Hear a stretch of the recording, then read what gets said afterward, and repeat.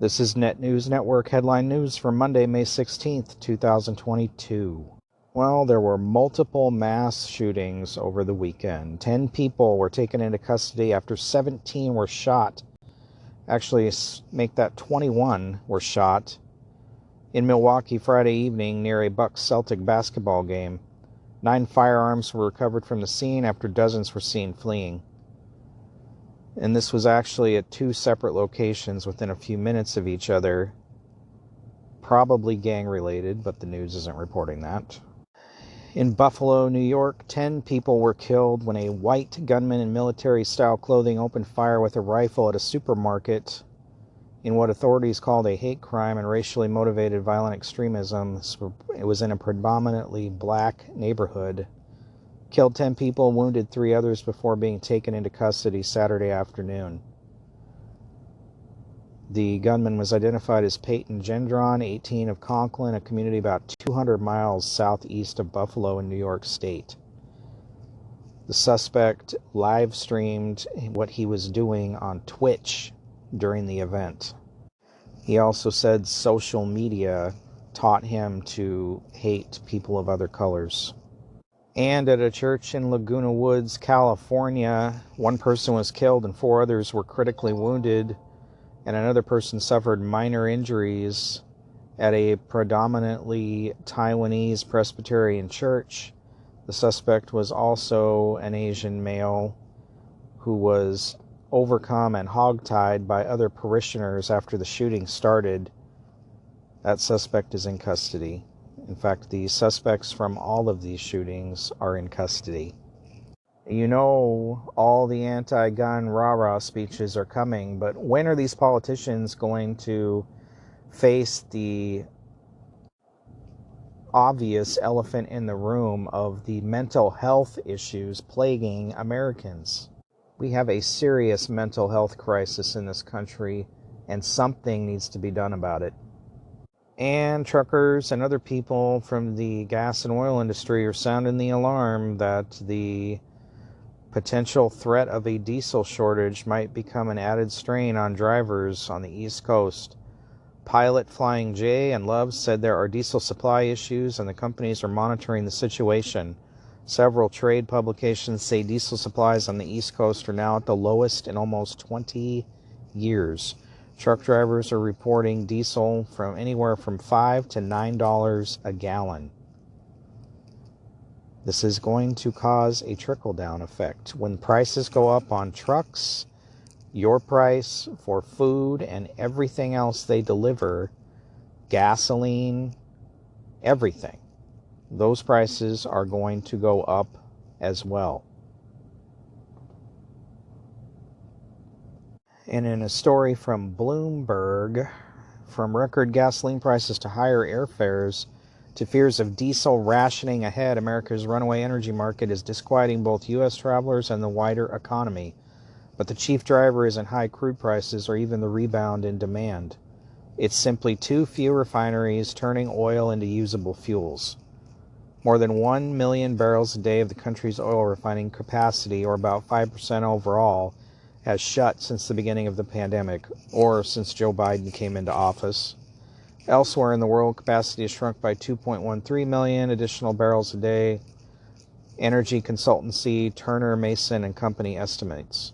With no plans to bring new U.S. plants online, even though refiners are reaping record profits, the supply squeeze is only going to get worse. In short, too much refining capacity was closed during the pandemic. Diesel shortages and the price surge are likely here to stay. That's bad news for America. New York City billionaire and fuel tycoon John Catsimatidis warns of a looming East Coast diesel fuel rationing.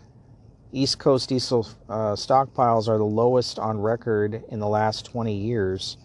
Diesel prices have risen 16 straight days to a new record high. And he is saying he wouldn't be surprised to see diesel being rationed by summertime. How are trucks going to get things to the stores? How are they going to deliver more fuel? How are they going to deliver food? Everything in this country moves by truck or diesel, whether it's trucks or trains.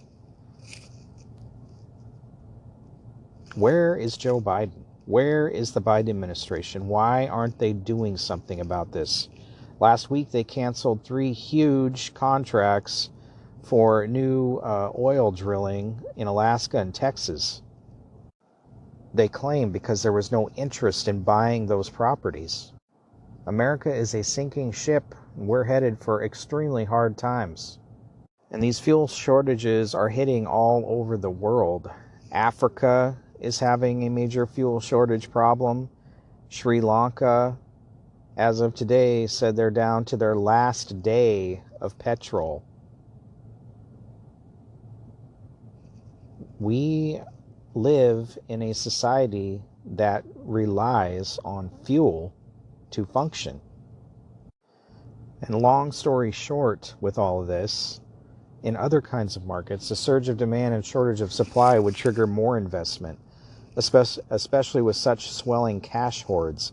But the longer-term transition away from fossil fuels dims the outlook for demand, making companies unwilling to put up the billions of dollars needed to build new plants. Even resurrecting idled plants can be prohibitively costly at a time when construction and labor costs are booming.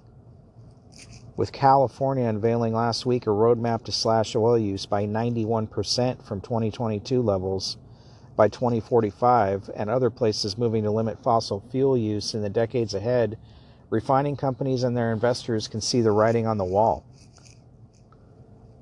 So you can thank the environmentalists with their Green New Deal and all this stuff for the lack of response when it comes to all these issues regarding fuel.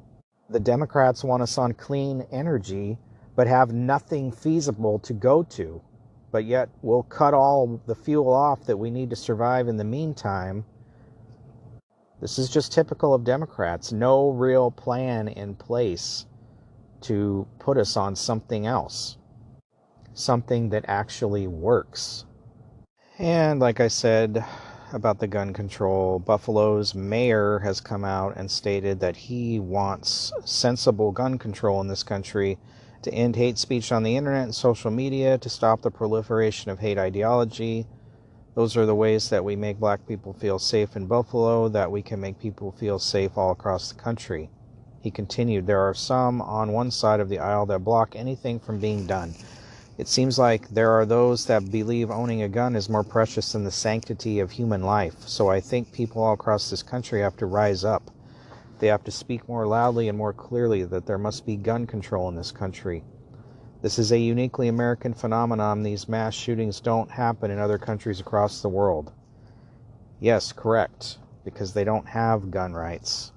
But there are other types of mass attacks that happen in other countries with edged weapons and blunt objects and anything else they can get their hands on. So to think that because you take these guns away, that's going to end some sort of mass killings, you are wrong, sir. This is a mental health issue, not a gun issue. Stop letting mentally ill people get their hands on guns. Stop ignoring mentally ill people. Almost all these people involved in mass shootings were on law enforcement radar at one point or another for something that they usually couldn't do anything about, because Democrats tie the hands of law enforcement when it comes to dealing with mental health problems. They love this chaos. You know they do. It just helps them push all of their agendas about control. This has been Net News Network Headline News. For more, visit netnewsnetwork.net. Thanks for listening.